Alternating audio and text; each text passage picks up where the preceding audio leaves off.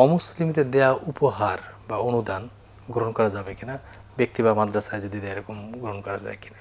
অনেক ধন্যবাদ। অমুসলিমদের দেওয়া কোনো জিনিস আসলে মানে ইসলামী ধর্মীয় কাজে ইবাদাত হিসাবে যে কাজগুলো আমরা করি, নামাজ, রোজা, মসজিদ, মাদ্রাসা, তাই না, এগুলো আমাদের ইবাদাতের জায়গা, পবিত্রতম জায়গা।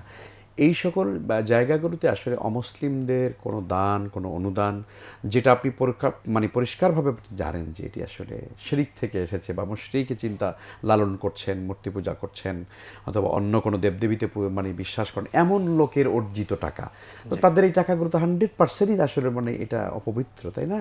সেই টাকা বা অনুদানগুলো মসজিদে বিশেষ করে তো কোনো প্রশ্নই আসে না। আল্লাহর ঘরে কোনোভাবেই এটা কোনো কাজই ব্যবহার করা যাবে না। তবে হ্যাঁ, এমন কোনো সামাজিক কাজ যে কাজটা আসলে মূলত ইবাদাত হিসাবে নয়, বরং মানুষের একান্ত রাস্তাঘাট অথবা মানে কোনো ওয়াশরুম, এই ধরনের কোনো কাজে ব্যবহার করা যেতে পারে।